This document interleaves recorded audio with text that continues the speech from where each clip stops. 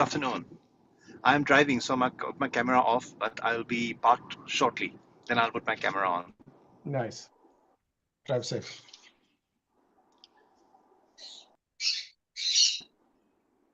Avila.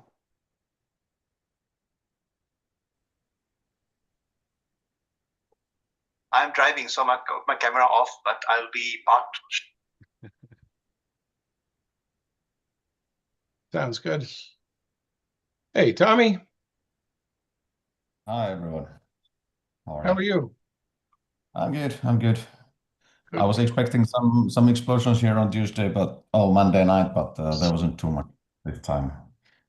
TACO. My goodness. Is it intermittently still been going on? I think it's a bit more calm now. I have this Iranian lady, and she said that 2 days there hasn't been that much bombing anymore, and here I haven't heard for a while. But there was some huge explosions. Usually they are on the sky, but I don't mind too much because they have very good air defense systems here, so not too much. Wow. Yeah. Yeah. Well, I think I'm it's a glad bit you're safe. calm. What? Say, I'm glad you're safe. Air defense. Yeah. No worries. On the first day when the war started, I saw an explosion like 1 kilometer away, 1.5 kilometers.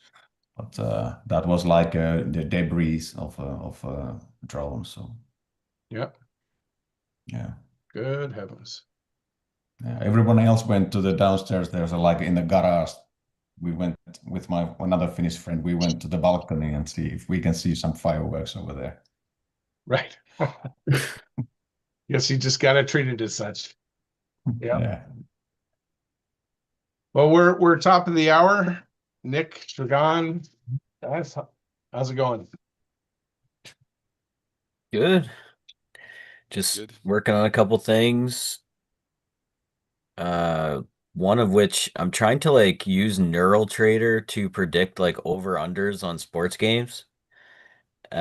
So because I toyed around with Neural Trader and I can't quite get it to be profitable as an actual trading machine. So I'm like, what if I try something a bit easier, you know? And and I don't know much about trading either, right? So there's that, but I know a lot about sports. So Right.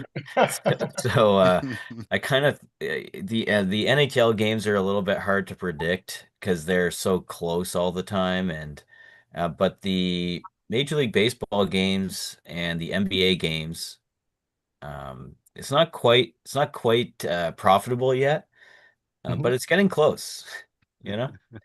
So it's a fun way for me to like test my development skills, but also have a bit of fun while I'm doing it, you know? Mhm. I've heard this thing in Canadian sports betting, other than Sportsline and the ones that are run by the government. But my understanding is that in Canada, any service like an app or a sports betting platform has the right to boot anybody anytime they want. So anyone who shows that they are consistently winning is just going to get removed from the platform. So I think that pursuing that line, you pretty much got to stay with the kinds of platforms where you can't get removed if you do manage to find an edge, right? As they say. Yeah, and from what I can tell, most of them are like limiting how much you can actually bet, right? If you start winning, they'll start being like, okay, you can only do $100. Like that's all you can do. Right. Uh, stuff like that. Yep, they control their house. Yep, that's right. Controlling And blast. Yeah. what have you been working on there, Tommy? I've been working with some customer projects, not that too interesting. Some or some organization to create the like automated like a back office, and then for one. It is called precasting. It's like they create these like precast elements for factories. So helping them to have a like a contract management. They have like 500 pages contracts and to identify certain key clauses from these terms and that kind of stuff mostly. Yeah. Busy with that. 1,200-page contracts. Yeah, Heroic. that's it. But it's kind of, they have like a standard, sorry, Templates. Yeah, I will mute. lots of clauses. What about you, Dragan? Oh, working on some improvements on the AQA fleet next to a couple of other projects. Preparing some learning platform maybe for agentic quality engineering. Let's see, that's ongoing work. Maybe sometimes in the next month I will be ready to show that. I need some time to test that properly before going public. But yeah, I'm cooking. I added new QE browser skill today. So Right. for those that are using the my fleet already, and this one is really built on Vibium and utilizing WebDriver BD, or what's the how it's pronounced. So it should be much faster, and the footprint is smaller, as Playwright itself is pulling like 300 megabytes package. This is like 10 megabytes package, so it should be much lighter also to use. And Jason Huggins was doing some improvements in the last month, so Vibium is getting some new capabilities, and it has proven, like a good, um, let's say, it's now competition and becoming more of a competition for the Playwright. And yeah, so next level from Selenium, now he's creating Vibium, agent-friendly framework, and now he exposed like CLI. So primary use case is through the CLI. I think he also supports MCP, but I prefer the CLI. Yeah, I've noticed Is that it Playwright carries a heavy load with it. I built out a little mini version myself that was also a little bit more discreet. It didn't run into as many gates as Playwright. So Vibium, is it? Yeah, Vibium. I just shared the link to the release in Okay. the chat here. So, whoever wants to try, install the latest version and ask you after initialization in project, ask your Claude to use the QE browser skill to, show you the capabilities, what it can do. At the end of the day, most of what we do takes place in a browser, right? Yep. So it's really, really important. I gotta do some work with this Vibium. Like I did use Selenium before, but I was kind of like, oh, this is kind of hard to use, or it's finicky. But I've heard great things about this Vibium. Yeah, Yeah. each of these have their own benefits. So this is again a tool that he's trying to adapt to this new era. So that's why it's different, as we are changing the whole stack of the tools that we are using for not only development but quality, surfacing quality informations about the project also. Nice. And just before we kick off, so Nick, I don't know if we've got some demos lined up. We can certainly, folks want to share the kinds of any specifics of things that they're working on or stuff like that. But I just wanted to touch in quick. Barry, I know you guys, did you have you had an in-person meetup there in Seattle? Was that? Yeah, we did we just did a impromptu sort of meet and greet with got 35 people together, stuck us in the room, talked about how we wanted to, kick things off and attract the larger community. Really, really good, just a camaraderie. We have a great location called McMenamins that has multiple bars and lounges and theaters. And it's just a large community center. Oh, And so nice. we'll be posting a couple frequent events there for the next couple months and get that into the calendar system. And basically, this core group was just folks who wanted to talk and say we've got 2 or 3 people in cybersecurity, 2 or 3 people doing research, trying to break out some work teams so that we could stick it on like the calendar and show some cool stuff that everybody's working on. Perfect. Nice. Look forward to it. Get Yeah. photos. Get lots of photos.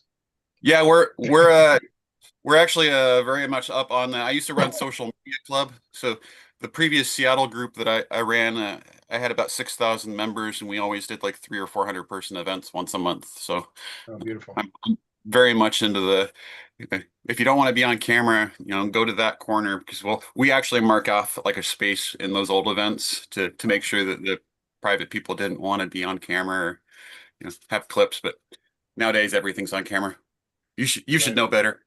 Right. That's it. And we've got, I think, Dragan, you've got an event coming up, a meetup as well. And 21st April, yeah. 21st of April. Meetup number 11 in Novi Sad. So, yeah. Oh, neat. Nice. The Toronto meetup is next Tuesday. Is that the 14th, Nick? Yep, that's right. That's the 14th, yeah. And then the Toronto Tech Week will be May 26th, Tuesday, May 26th as well. So, yeah. The 14th is a busy day. Like we've got Halifax, Toronto, and SoCal, all on the same on the same day there. That's right. Canal in Yeah. In Southern California. Miami is May 8th as well for folks down there. Is that right, Ofer? Is it May 8th? Yeah, that's the plan. May 8th, 9th. Right. Let's go, Miami. If I'm gonna pick one event, maybe Dibs? to We call it dibs. down to it. We got to get that one on the calendar, Ofer. That's Okay. Seattle and Miami are big towns to get exposure. Mhm. Yeah. And just one more thing I'll table here before we dive into some demos and code. So the conversation is around having a multi-day event north of Toronto, somewhere around the Muskokas, likely in September, just after peaks summer season. And that way, we think we can keep it really affordable, because for some folks, the lion's share of the budget may be travel to actually get there. But it looks like there's some really good locations that could comfortably accommodate 40 to 50 people, something along those lines. And that breaks it down quite reasonably as far as what those actual accommodations would cost. So we're looking into that now. We should, over the next 2-3 weeks, we should have something firming up, and then we'll sort of take a poll, see who would like to pull together and make that happen in probably 2 to 3 days, something like that. And it's always good. September, there's great fishing. The Muskokas are beautiful. Great time to check Canada off the bucket list. We can make that all happen. Which week would you anticipate? Because back to school week and all the rest of it can be busy for people. Yeah, it's sounding like somewhere between the 9th and the 15th, like that second week, full second weekend, something along those lines. It'll be towards the later end of the week and into the weekend. So Okay. yeah. That's good. All right. So Craftsman, are you going to lead us off? Do a deep dive into some neat projects you got on the go? For me, yeah, I've been just building a lot of agents. Got some interesting use cases from people and been checking that out.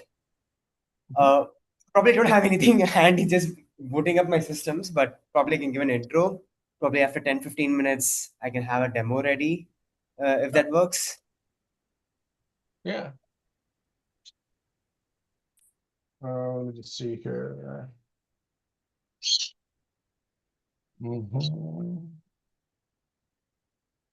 And Dragan, do you want to give us a rundown of what you just shared, what you posted in the code chat channel yesterday? Let's see if the demo gods will be. Oh, okay.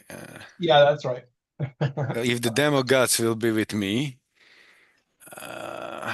as I ask Claude to start preparing the demo, but I need screen sharing. Looks like now we on Max subscriptions having reduced access. Okay, I can share now. Let's see. It's preparing a demo, even the documents. So, but let's give it a try like this. So this was the release. Okay, let me just find this. So prepare a demo of a new skill for the Agentics Lab meetup. And in the last 5 days, I don't know what happened, if they changed something or the memories that Claude kept saving about me. It now won't do anything without my permission and giving me options. So it's a good thing for some things. So live demo, 5 minutes, mixed agentic foundation, and why Vibium? Because it supports works with the WebDriver BD, and it beats the CDP or other things. Why not Playwright? Talking heavy, 300 megabytes. Why not?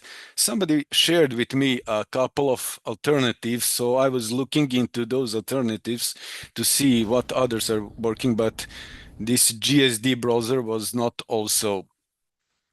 I decided not to go with that one as it's not existing right now on the NPM. Okay, let's see what it prepared. So we have something prepared, but let's see what it says.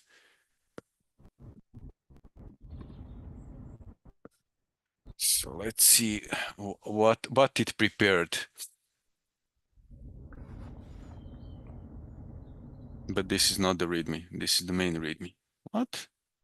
Sorry, guys.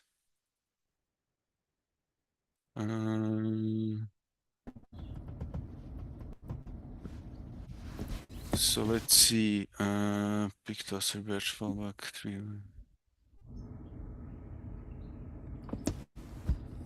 Okay.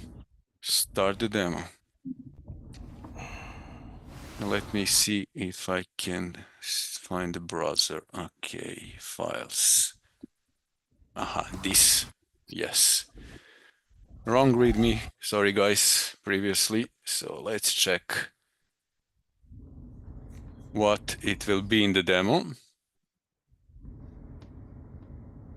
So QA agents will drive a real browser. Let's see how it will work.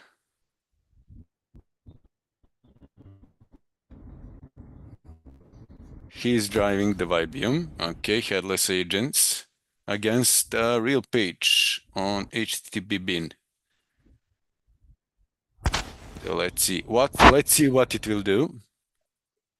It should provide type assertions, okay, with JSON envelopes that are better than the Playwright glue. Okay. Visual diff, intent score, injection scan. Okay, it will show some other. So let's see what it will do. What QE ships. And it's still working. So we need a browser, right? Okay. It will create a number of scripts as an output. File helper scripts.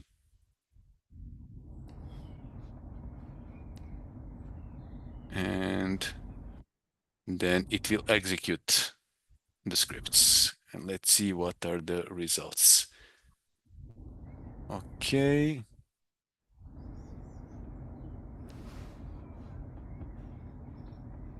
Show me results.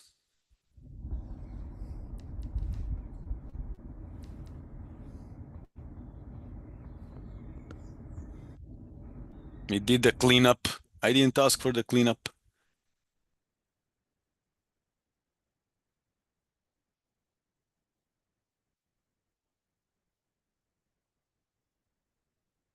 Okay, here are the results.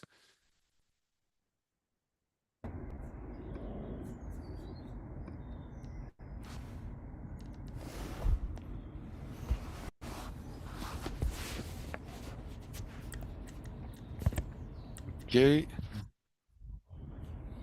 So looks like it did it thing. What did it skip?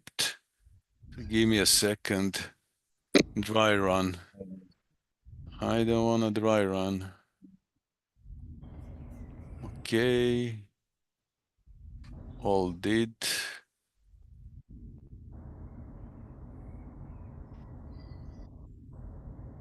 It did fill some text into the form. Let me see what it was opening. So it was opening this. So let's see. Oh, this is some test form. Looks like this is a testing site. Okay. It got statuses from fields. Why fake bean mode?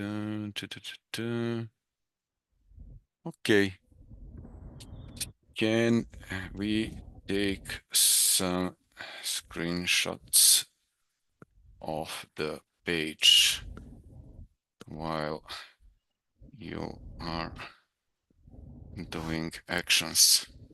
Everybody loves the screenshots.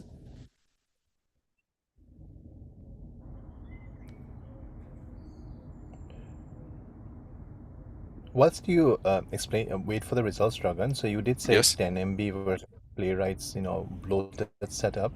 What Yes. is it that causes it to be so nimble and light? Like, Agents can, what? the context.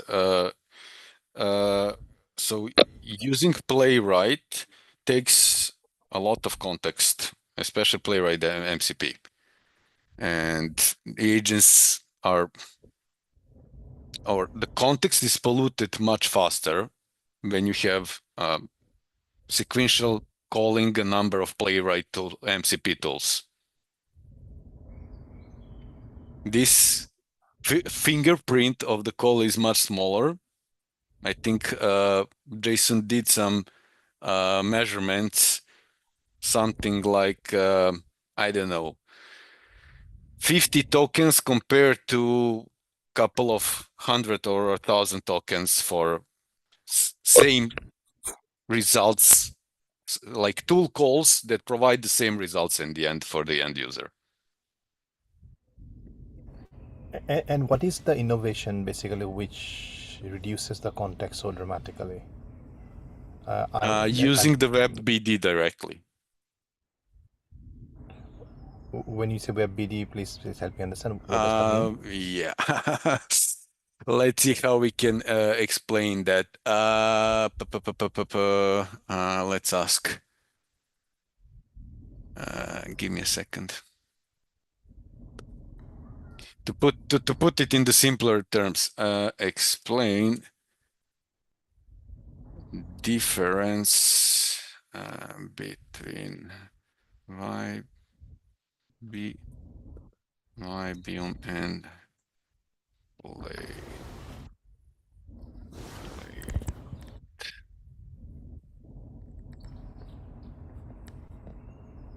Let's see if this will know without the. Okay, it knows from my project. Good. So Playwright uses Chrome DevTools protocol, CDP. It's working on this support, but this is BD native.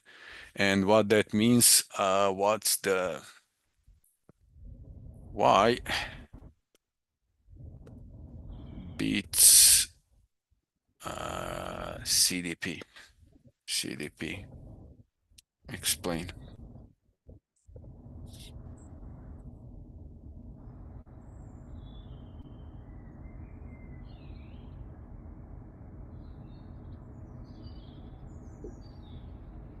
So CDP is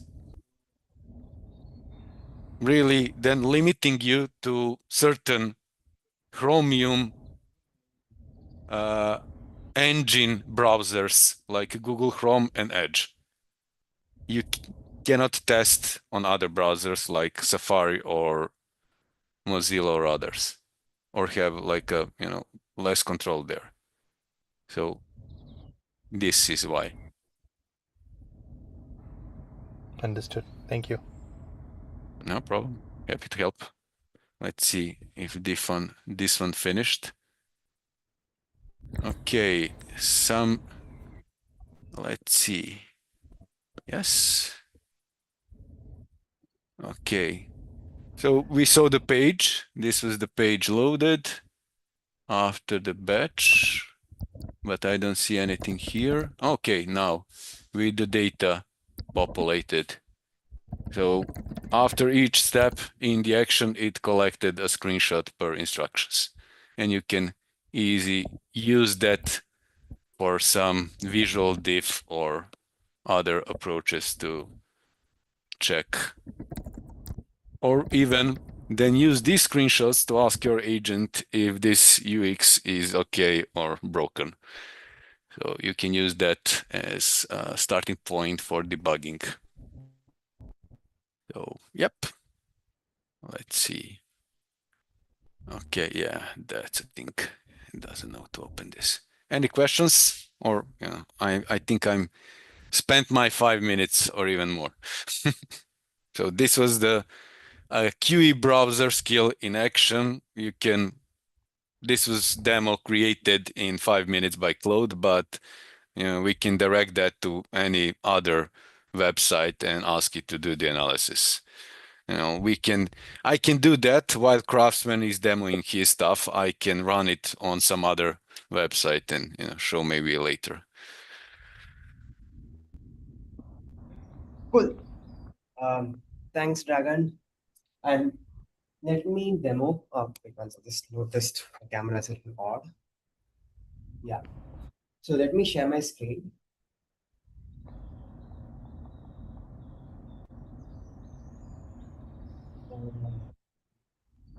Share.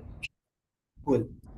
So I'm building this just for some context. I'm building this tool called Simple Agents, and surprised to me that Claude has also released something called Agent Harness, which is meant to work with their Claude ecosystem. And I've been running a couple of interesting calls for people, right? And the problem is when people are coming and asking these things is they're running large scale LLMs, they're running a lot of agents, but they're having also exorbitant bills. And like I heard a couple of people are spending around 100, 200K a month. And I was like, what? Haven't you done any optimization or anything? And they're like, we couldn't do it because it's too native to our platform. And second thing is, when we're working in SOC 2 compliant ecosystems or HIPAA compliant ecosystems where you can't afford for third party intelligence, that would be like the labs.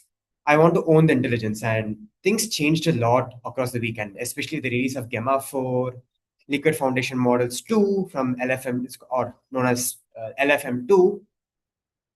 The gap between usable intelligence and agentic workflows has just smashed.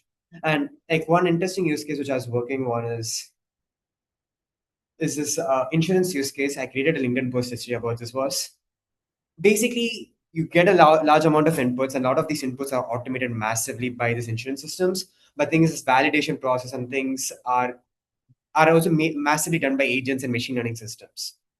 But the current systems are even more in scrutiny because of two reasons. There have been ever more than before in the past history, there's been a lot of OpenAI outages and cloud outages. Like, man, my entire insurance system has been shut down because of a third-party system shutdown, meaning they don't have an intelligence fallback system, or the fallback intelligence system is not as reliable with the labs. That implicitly means you are screwed because you're on the mercy of the labs.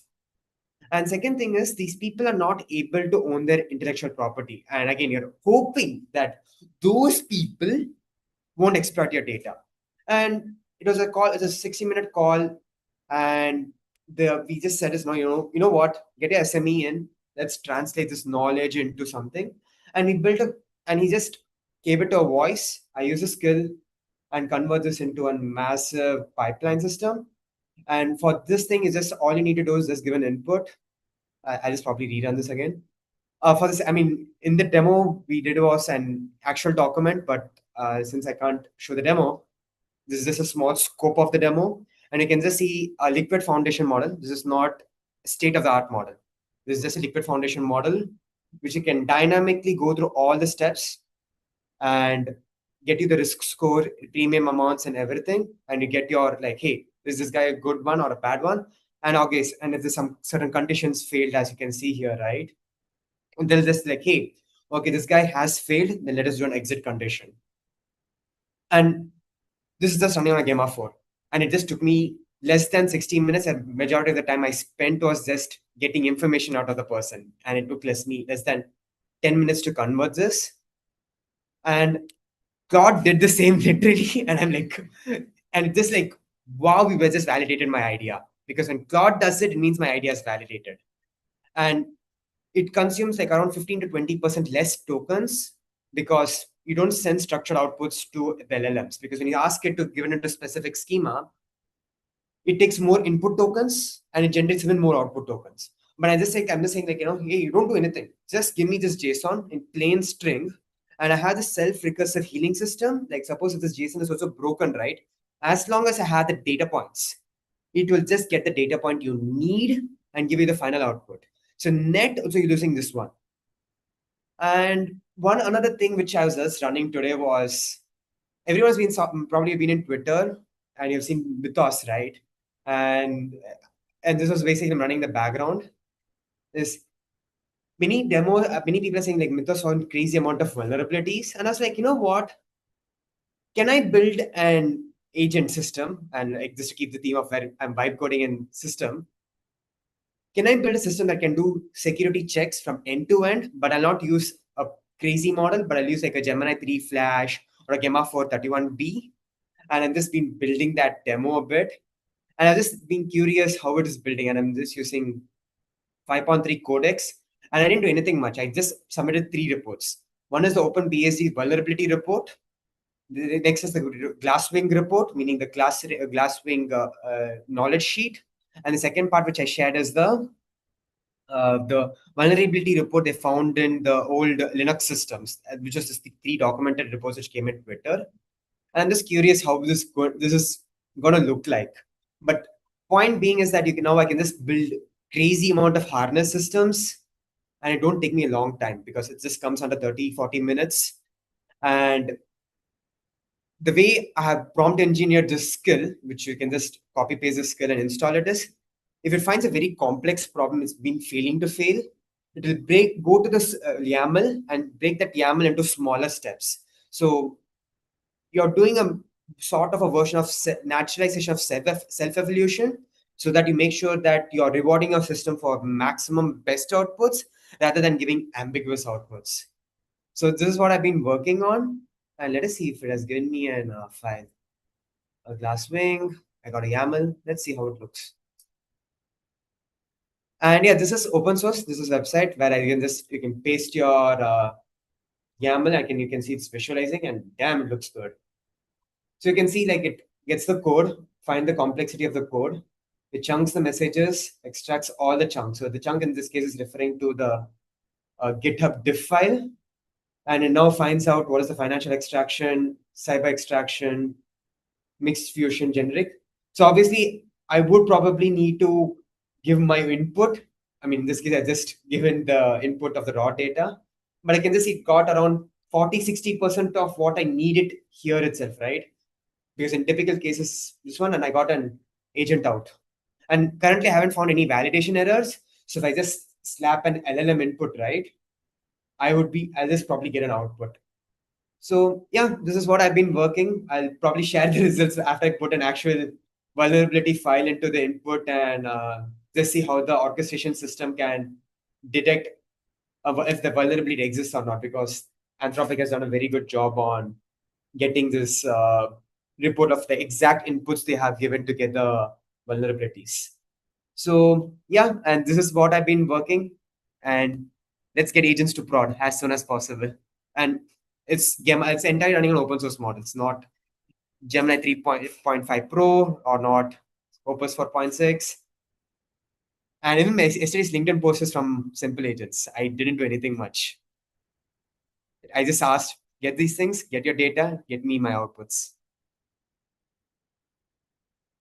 Thank you, Martin, for sharing the docs. You're welcome. For open source models, I'm using Gemma for the general purpose. Phenomenal model, but it's a little compute heavy. Second thing is use Qwen3 coder next when you're when you're running the specific skill. So the skill has been to work for Qwen3 coder next, a wonderful coding model for local LLMs.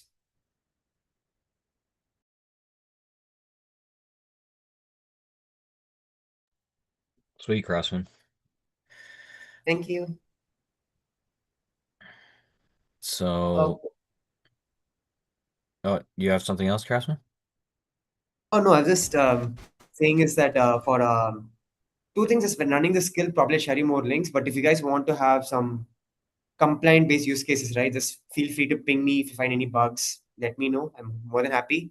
A lot of things in a work in progress. So if you find any bugs, please let me know. I know where a bug would appear. That would be probably the streaming size because we're doing live streaming in a multi-agentic orchestration. So true streaming, but that's the thing. And tomorrow's demo I'm planning to do is like how the Andre Karapati is there, right? How we can do live knowledge ingestion. I'm creating a demo. I'm just polishing the demo so everyone can just use it with an open source model. Crossman, may I ask a question? Yes, The please. question is that obviously you referenced Mythos. I hadn't looked up much about it, so good that I came across it. But you have tried to create something similar, is how I read it. You use obviously Gemma 431B and the Gemma 3 Flash model. So your inspiration was to try and see, can you replicate some of what Mythos is meant to provide, but more so using open source? Is that correct? There are two things. So simple agents is just a facilitation stack. But what I try to solve with Mythos was just basically me describing the problem to the LLM, and it created an agentic work orchestration pipeline, like how a Red Hat hacker will follow X amount of steps to detect a vulnerability, right? I just asked that to be replicated into an orchestration diagram, and that's what I did.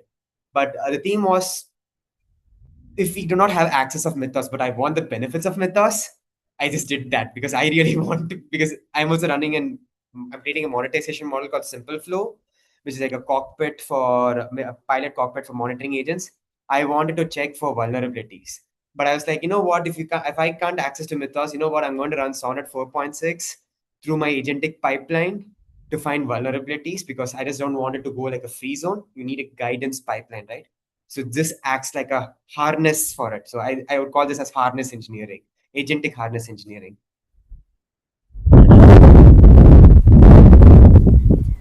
How again, maybe I'm just putting on a hat of a non-technical person here.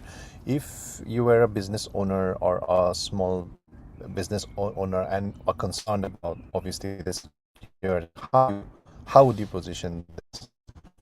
How would you communicate about what this is and how it would be? Let's say they want to create innovation using the agentic AI, this sort of open source code. How would this be positioned to a CISO, for example? Yeah.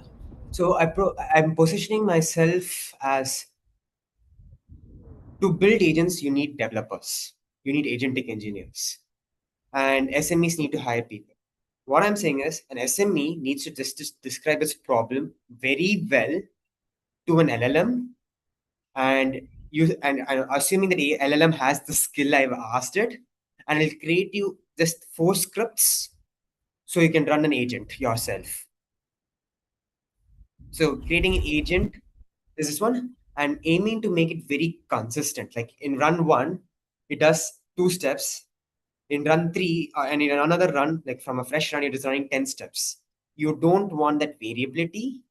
This eliminates that variability because it is entirely harnessed. Just as I call it as harness engineering, give a defined pipeline where an LLM cannot violate it. It has to go through that pipeline only.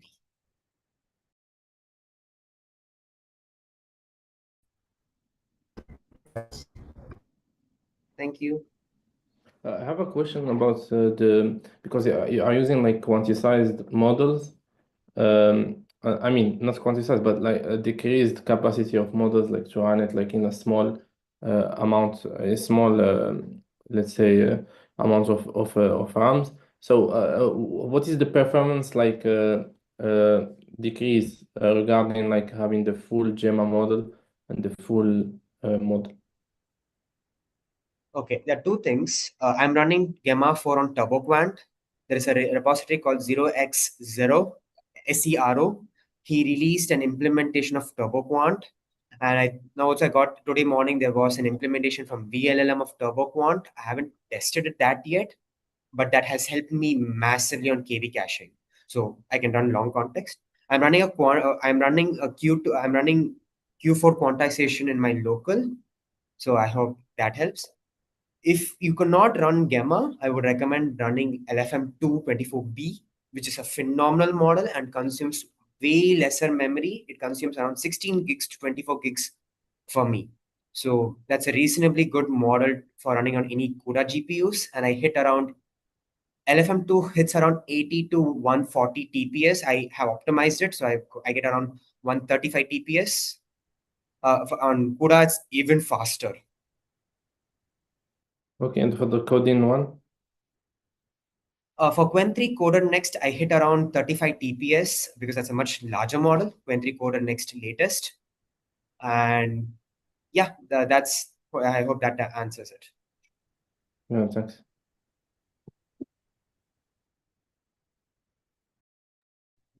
Okay, does anyone else have something they want to share?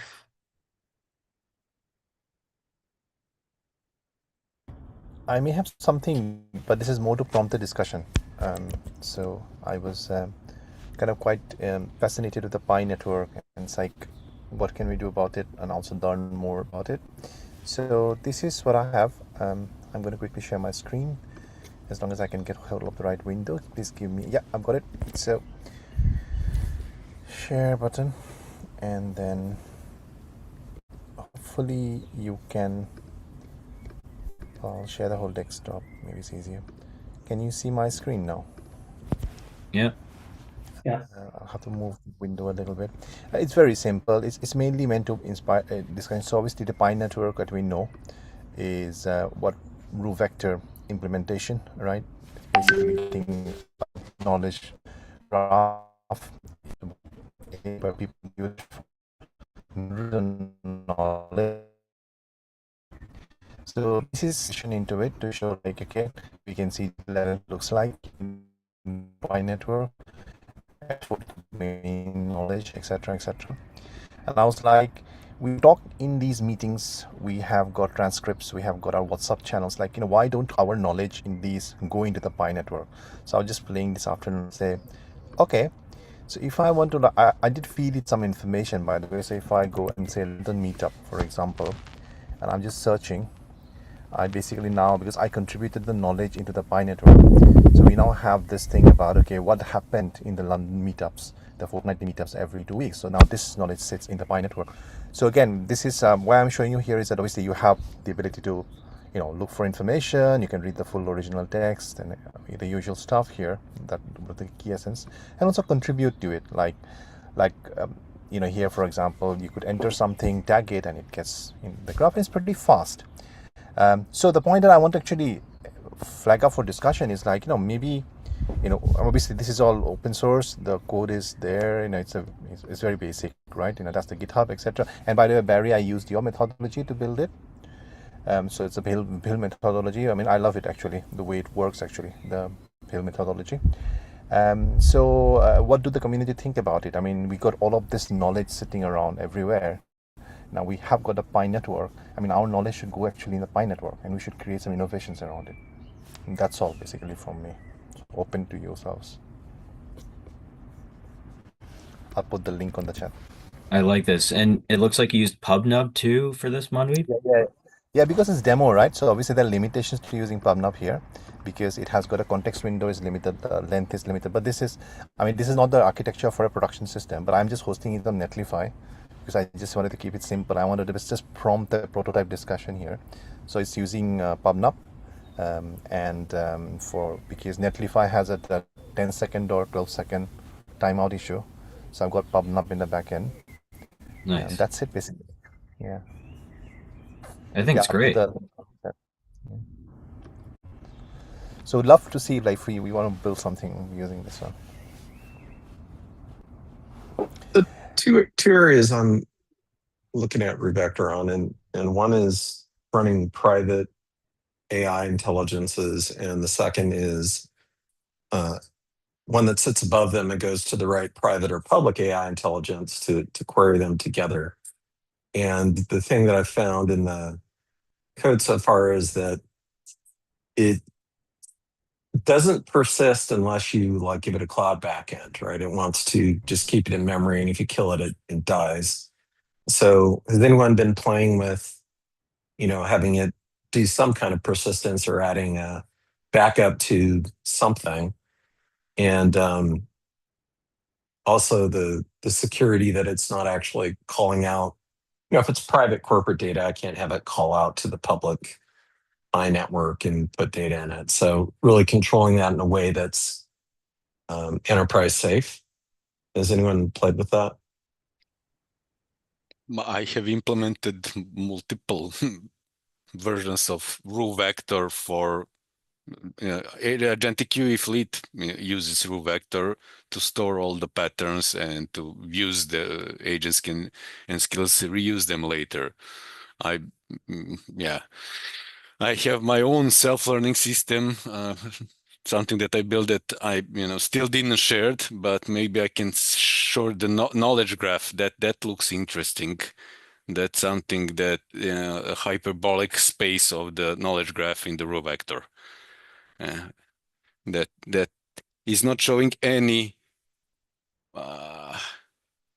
private data, but you can see how the data is formed into different shapes. If you can see my screen, let's see. So some connections are stronger, and they're some shapes are being formed inside this universe of knowledge, how I call it, as I'm collecting stuff from the things that I'm working on and the books that I'm reading on, and it's gaining interesting shape because some connections are let's say thicker, some are thinner. I don't know if you can see here, but this is like a thin connection in between these, but some nodes have much thicker connections because of the, let's say, I would say, nearer connections. Yeah, connecting the neighbors. And you see different shapes. That's something. So I'm coming here every day after uploading new data to check, what new shape popped up in the knowledge space. So this Dragan, is a RuVector, below. Dragan, how you Oh. said the books you are reading, the stuff you're doing, and you also said uploading data daily, right? Yep. What's your pipeline like for knowledge Oh, ingestion? I'm using so yeah, I can show some of the pipeline. Let me give you a second. Let's share this. I'm using Cloud Cowork for this. As I created API that I can access, I can log into it, I can access it. So I start a session by asking, okay, use this, check the Negual guide, check the credentials, log in, and let's, start doing something. So this is the latest article that I processed, and it's now finding patterns already, because I always ask it, okay, read me what exists already in the system, and then, let's see what is worth storing in Negual. And for instance, this article is, his experience matches mine. So in some cases, I say this is gold. So it gives like a higher score, because I don't know if each of the learnings that it stores has different scores. So this is my way of filling it with data, and I have hooks inside Visual Studio Code in my main project for which I use for this project.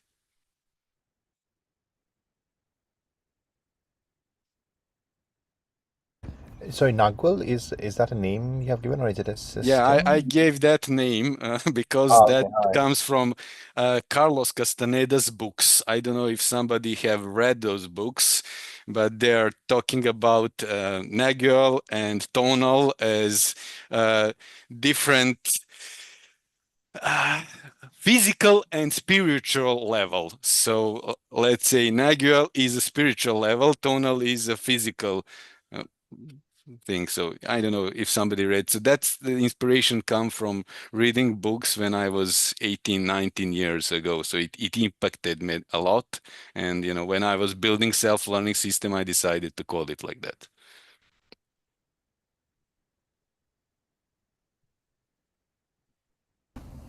Okay. Unless anyone else has, I have got something else. Though I can share. I mean, this was from around. Offer, are you speaking? You might be on mute if you're talking. Sorry, I noticed you. Yeah. Okay. Unless you're not. Yeah, there's something I can show. Simple again. Again, probably just to form some discussion. So, give me a second. Here we go. So, assuming it's still working, I'm going to share the link here. This one is basically just came out of a discussion yesterday, as I guess we were Yegor from the London chapter. He was educating me on paperclip AI, and we said, what can we create about all using paperclip AI, which is basically context orchestration amongst the agents, a multi-agent orchestration system. So we came up with an idea like, okay, let's do a support triage system. So let's say they got an incoming series of customer support, like Alice Johnson raises a ticket saying, hey, the credit card has been declined. Let me just move my window across so I can see you proper. So there's a issue, obviously. Try to renew the post subscription, didn't happen. So everything is unclassified now. That there is someone who's saying, okay, I would like a new feature, or someone says, subscription, I want to download. So what is this? So if I now click on the run batch thing, what you will notice happening is that the intake agent has been kicked off, and you can see the live thinking of what is happening. So the intake agent is basically trying to classify all the 30 new tickets, or this is all demo data, by the way, so it's not real. So what you will see, and we to give it a few seconds because I have put some throttling in here. So you can see like how many tokens have been consumed. I just have 3.1 flash running behind, basically. Gemini 3.1 flash running. So what you will see, what is the inference cost for that? So effectively you can have budgets like, okay, for intake this is my budget, for billing this is my budget, and you will see the categories being put in here. So I'm thinking more so in the in the context of like the stuff that we do, like in our community as well. We may have issues, right? So Martin, for example, we're talking about support bots and other stuff, right? Again, I'm thinking like maybe this is something we can extend for some of our needs.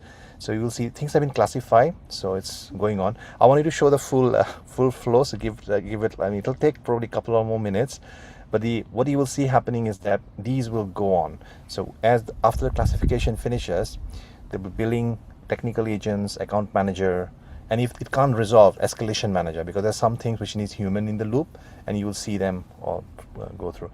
I'll let it process, but any thoughts, questions from anyone, please Phil, please ask. I'll let this complete. Yeah, but that's the idea. So it's like a orchestrator. Customer support orchestrator, right? Yeah. It could be live.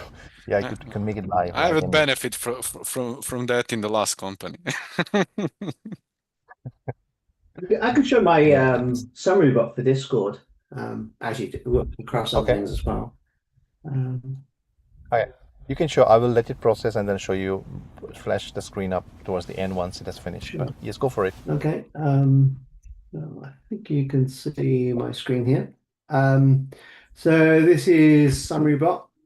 It will work across multiple Discord servers. It has a whole bunch of prompts at various levels. You can do it by perspective. You can say and in how depth you want it to be. So it has a bunch of things that it has already built, and you can schedule something to be done in the future. You can say, I want to process everything that's been done in the past. You can actually upload manually from WhatsApp. You can say, I want things done in brief, detailed, comprehensive, and that will determine which model it uses. You can pick one of those perspectives that I said before, or you can define your own during the prompt. And you can summarize a day or a week or all that kind of stuff. And when it's running, you can see what it's currently running. Here's an example of a prompt that I just did on the fly for security. You can push out the output to a webhook. You can create an RSS feed of things that were previously generated. So, and it's not very smart right now, but what I thought as you were talking was, really we should push this into RuVector or out to the Pi network so that as conversations are had, we can aggregate a model of that, or I was thinking also we could ask it to dynamically construct a wiki of all things that had ever been said, so that someone can browse it as a reference. In a form that they might be used to using. So I have, typically I set up just I want to generate a summary of the bit of time that I've missed, and it'll go off. And it's now currently generating this one. And I noticed also that Slack has an API, so not only would we be able to do that for Discord, which I use it mostly for, and for WhatsApp, which unfortunately is mostly a manual upload because Discord does not let you, WhatsApp does not let you connect to it reliably using a bot. But for all of our disparate places that people talk, really what you want is a consolidated feed using some especially a custom perspective that might say, hey, I'm just interested in part numbers for robotics of this particular team and how it relates to this competition or something. As you may know, I work with a lot of youth robotics teams. So here's the one we just generated for 24 hours for the Agentics Foundation. Here are the action items. Here are all our references. This is how our summary was generated. This is if it failed to generate, how it was done.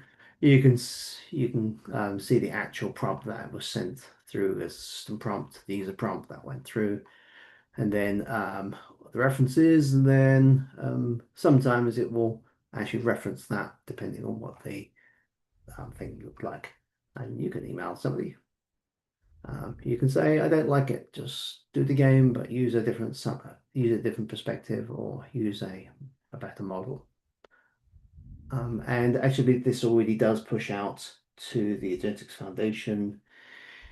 If you go to the channel called Discord Summaries, wherever that went, Discord Summaries. Oh, that's very nice. This pushes out on a regular basis and has done for a while. Okay. Yeah, so all the source code, of course, is already shared on GitHub. And I even didn't put it under my own account. And this was actually based off a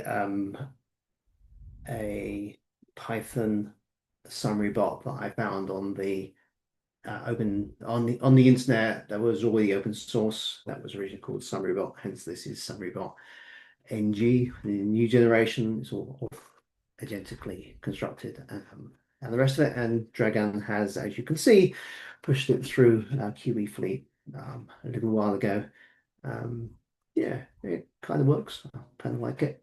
There is One thing outside, we can take it one step further now. I mean, Vincent and I have been talking about like OpenClosity. I mean, I'm like, we should have a building for Agentics Foundation there, and basically push this. I mean, it would be nice to see like if you push this conversation into OpenClosity, what happens there in terms of the content and what can agents do with that knowledge. Just giving it out. Do The you knowledge in really want OpenClosity. that? Agent Foundation's building there. You know, that's how real estate. Yeah. Yeah, no, I fully recognize that the um the acceleration, let's say, right? Like at the point that literally every conversation that humans have is supercharged through and something is of impact and then gets delivered and the words leaving someone's mouth is the moment that it gets combined with all the other people who are speaking and the impact that that has on society before policy can even be thought of, let alone defended against. Well, I think this is the real time of for Twitter, actually. Yeah. So there. Not sure. I want to accelerate the super intelligence, but this is the world we live in.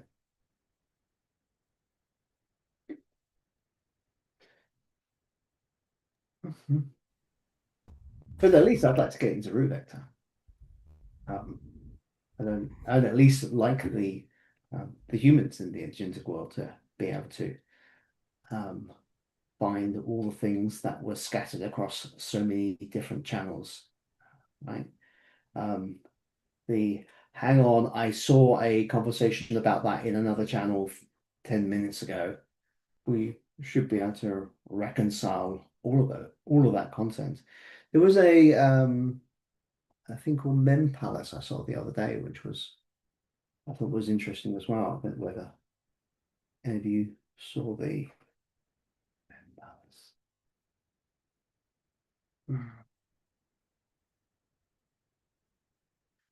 It's getting a lot of attention.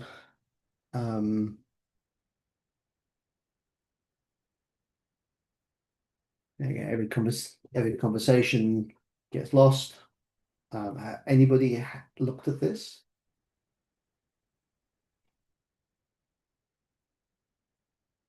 We have silence. I haven't seen it, but yeah, like you said, Martin, it looks like it's getting a lot of attention. Yeah. Could you please put the link on the chat, please, Martin? Yeah, sure. 1, 2.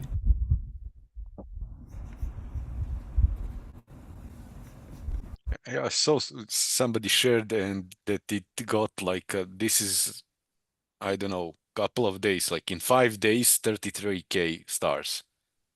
Yeah, and not least because the author was notable. She wrote some, I can't remember who it is, but Mila Jovovich. That's the actress from Fifth Element and other movies, like she's from Serbia originally, but lives in US, I think. okay. Yeah, her only contribution has just exploded for her own notoriety. Or somebody who created account with her name. I don't know. Oh yes, indeed. I would post Multipass, yeah. Oh, hang on. If From the Fifth Element, yeah. Yeah. All right, hang on. There's my chat window. Go. Oh yes, it looks like you found it already. Yeah, yeah. There's something else that like John O'Hare pointed out yesterday in the London meetup, like pretty interesting actually. This thing called, I'm gonna put it on the chat for your reference. This Marble World model, I think Marble Labs. This one, have a look at this. Seems like you can take pictures and create realistic worlds, like with simple like a camera. view of it. I think it was in Marble Lab. I think it's in the labs probably. I might have got the slightly different link from what he was showing, but this is interesting to look actually. Okay. The worldlabs.ai stuff.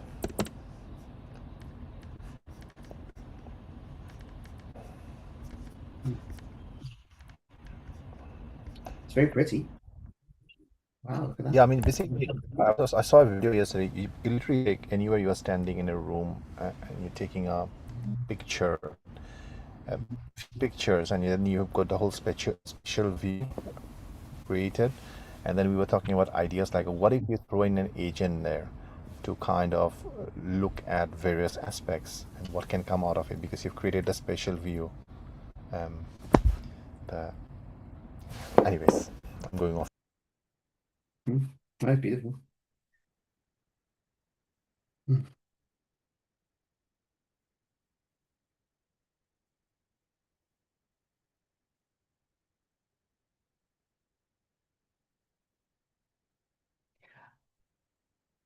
I can show what the agents did with Agentics site. Let's.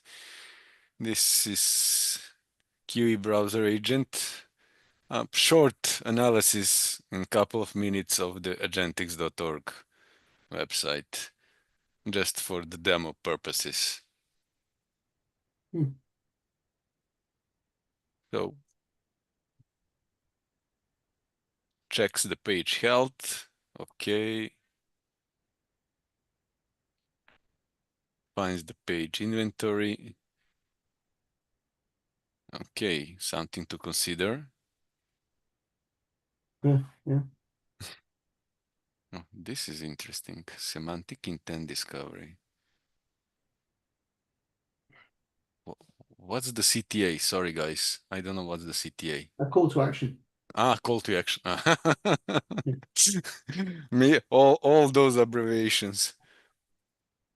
Okay, prompt injection. No, clean. Nice. And it caught the visual regressions. So you get the whole page about projects and everything. So went through the couple of pages and yeah, analyzed the projects and found mentions of Claude 2 times and no mention of Agentic QE still. So we need to fix that. Yeah. I don't think anyone would object to doing so. Yeah, a lot of it is about us, getting coordinated ourselves. And I think that, as much as we can build anything, I think that we should focus on building things that are the frontier rather than things that are fairly basic. I have long argued and given up. Argue again the notion that we should have some sort of intranet ourselves because, why wouldn't you?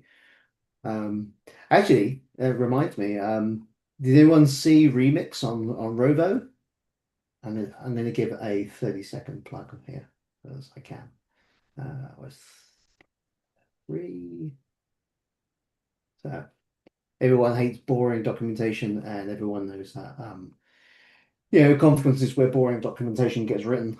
But they just added this remix your conference page with Rovo. So you can literally just say, make my documentation look nice, and it will just remix all of your content with diagrams and tables and the rest of it, and visuals. So I think that is where the enterprise platforms are going. Just because they are behind when you start doesn't mean that they are not spending enormous amounts of effort to ensure that they stay relevant.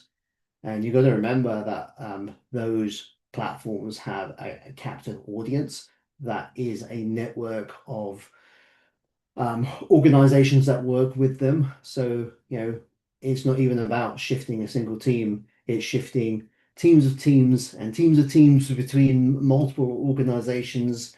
And they have things like jurisdiction clouds where they make sure that their data does not escape to other, just get leaked out on the internet. I'm very much of the opinion that many of the enterprise platforms, doesn't matter which ones they are, they will see revaluations as things, activities that are scattered across people building on GitHub. The governance people will come back and say, no, you have to work inside a context. And actually, this is an opportunity for everybody in the Agentics Foundation to actually build toward or into those enterprise platforms. Right? So if you've got some really key functionality and you want to sell it, then marketplaces, whether that is for a Microsoft marketplace or Atlassian or whatever, it can be for I can't think of some other platforms, but whatever they are, they are places where revenue comes from. And a lot of those enterprise enterprise players are desperate for differentiators. So you can sell your So ad you are on multiple platforms. Martin, you're very neatly segueing into what we've been talking in the past as Agentics Consulting as an offshoot of the foundation, right? Whether we talk about Microsoft or the whole adoption journey. I would second what you were suggesting. We should create some tangible objectives that we go after on a quarterly basis. Like, we have the foundation set in a manner currently that, we have got, much more evolving skills that complement what Roof has created. So can we therefore perhaps look into structuring it? So, we invite the volunteers to start contributing, solve problems which are relevant, and then we take them to the market. Yeah. Well, then we need a way to be organized within ourselves. And I think now that we have got a board that collectively can make decisions, I think the early decisions that we need to make include how we're going to platform ourselves. Right. And obviously, I come from the Atlassian world, so I just think to myself, it's good enough. I don't actually care what platform we use. I do know that for a long time I built Agentics.Atlassian.net. We have a whole bunch of business process stuff on here about how we would go about doing things. And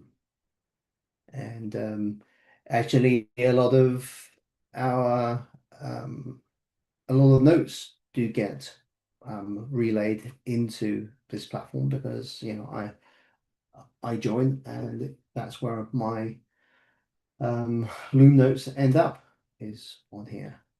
Oh, apparently I'm not logged in as the user that has an account on here. Hang on. So it's a decision. And I think, we're not the only Agentics Foundation type organization around. I think that whereas we kind of were right early on, now we would, let's see if I can get into this. Maybe that one.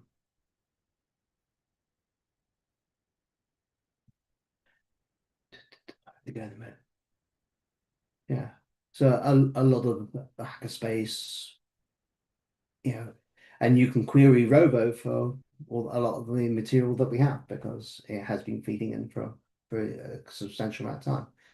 And when we say we're going to do something, we can actually tick them off because Atlassian have built a lot of the workflows that we can build ourselves. And I'm not even saying that we shouldn't build them ourselves. I'm just saying that if you were building a palace, you would at least give yourself a porter cabin from which to house your people whilst you're doing so. Right? We are capable of building palaces. It doesn't mean that we should not have shelter and be organized in the interim. So anyway, that's a decision for the board to make, and I suggest that we make such a decision. I have a meeting in 15 minutes. I have to leave the house, so I will stop here. If anybody wants an account, we now have 25 free accounts because Atlassian made it free for up to 25 people, and it's 75% off thereafter. So I would suggest that people who keep turning up use a platform of whatever that is. All right, I've got a job. See you later. Feel free to reach out to me. That'd be awesome. Thank you. Thanks, Martin. Take care.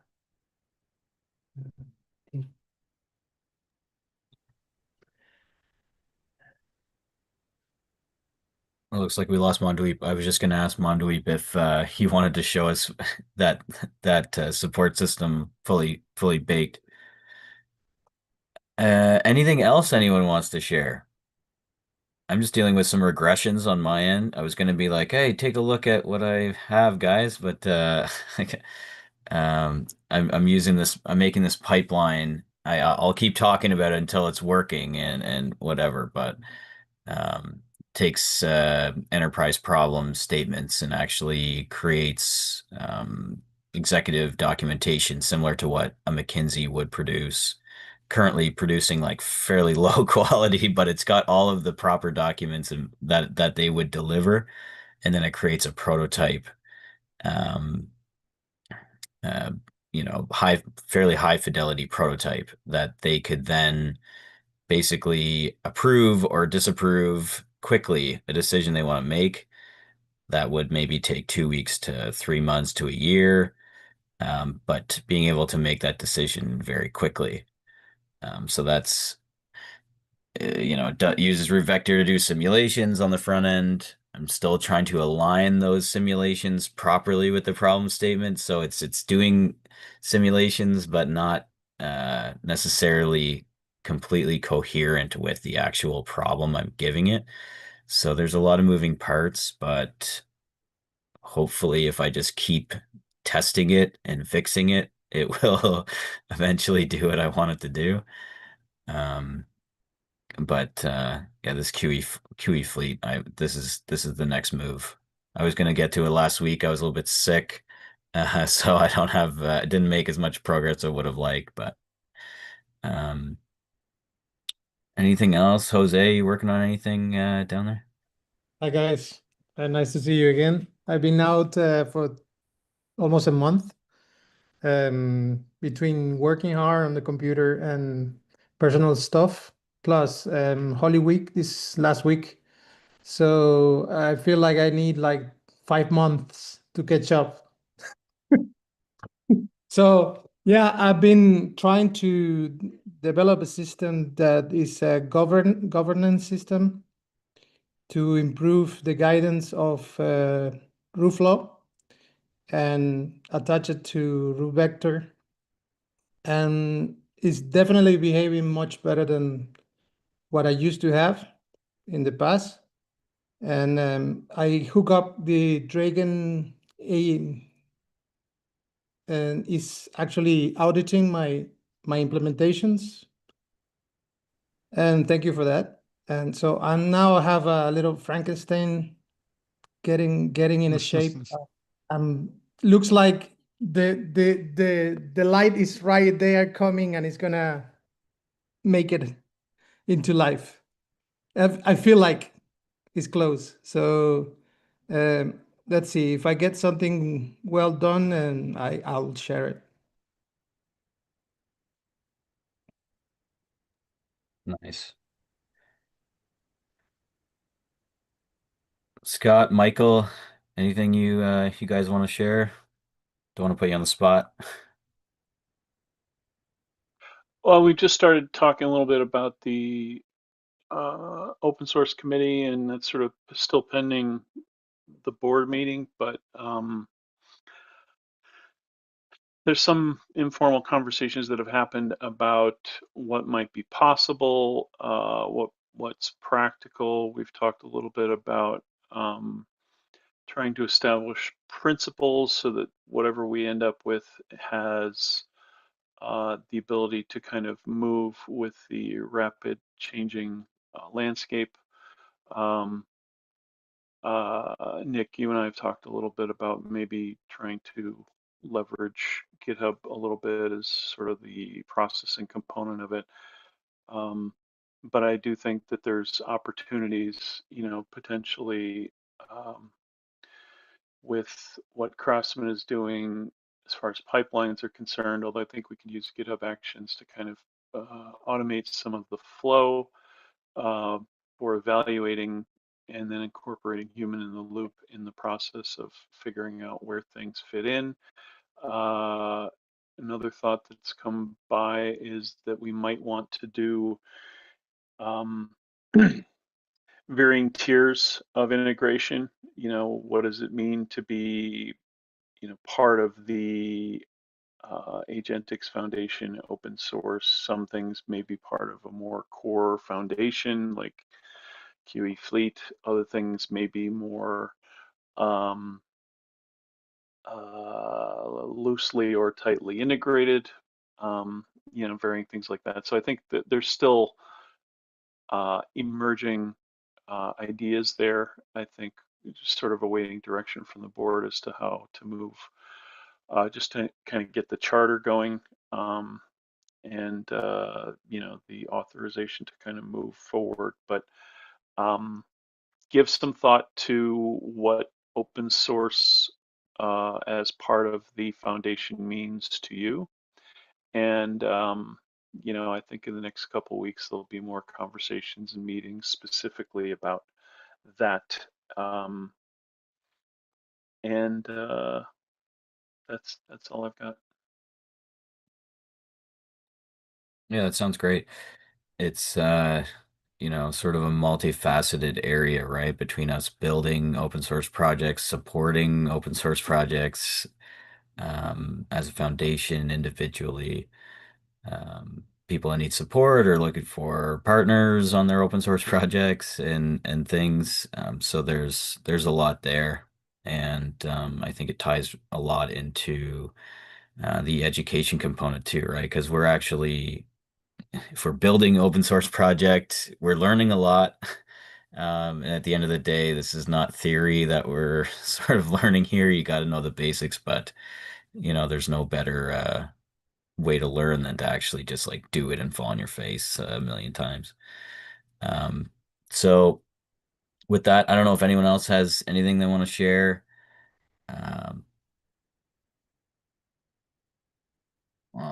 I'll cut it there if anyone going once, going twice, three times. Sold. Okay, guys. Well, I really appreciate everyone that turned up today. Ava, I don't want to put you on the spot.